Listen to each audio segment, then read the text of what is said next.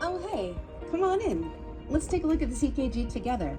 So the first thing that I wanted to share with you is that normally what I would do is I would scan my EKG to see what I'm dealing with. So for example, I need to know where my 12 lead is, and then I need to know what these other lines are here. So first things first, we've got our 12 leads right here. So basically from here up is our 12 lead, and then these are 3 strips that are pulled out for us that we can use for rhythm strips. So normally lead 2 is the one to go to because it has a beautiful P wave, okay? And that's usually what you're looking for is there atrial activity? If so, is it sinus? Now, next thing we need to do is we need to do our first step of our 10-step system, which is looking for, is this patient big sick or little sick?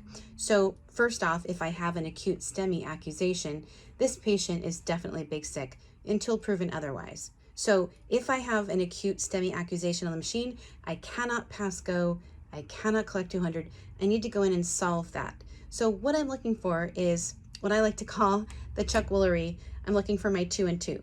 So I'm looking for 2 leads of ST elevation and 2 leads of ST depression.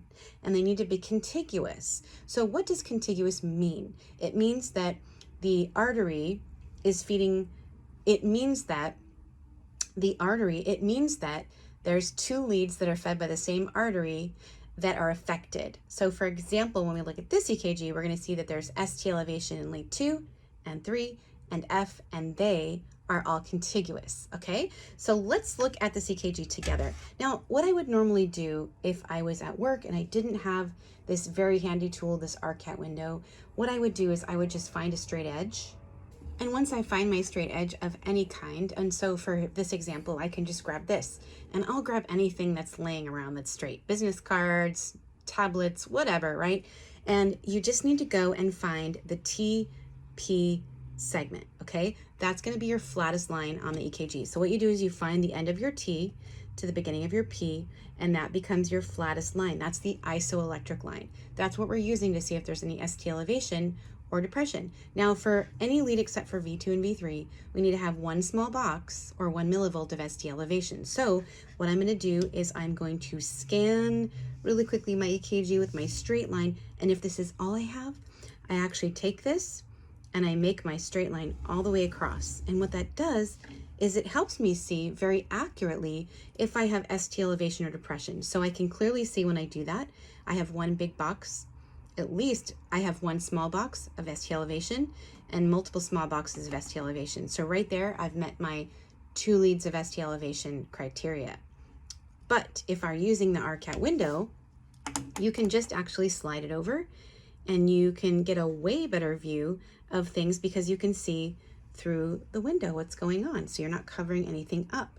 And again, you just have to keep it lined up with the ST segment, okay? So when I do that, I actually can see very clearly that there's ST elevation in lead 2 and lead 3 and AVF. So we have definitely 2 leads of ST elevation. So now I just need to go look for the reciprocal changes, which I know are the mirror image. That's what reciprocal means. So I'm looking in lead 1 and lead AVL. So all I gotta do is go over here and look for the ST depression in lead 1 and also look for the ST depression in AVL, and we definitely have those. So yes, we do have a STEMI. This is true. Yes, it is true. We do have a STEMI. Now, if you also were continuing on with drawing your line all the way across, and the reason we do this is because sometimes ST elevation is very hard to see. So you need a tool other than your eye to spot it, especially if it's subtle.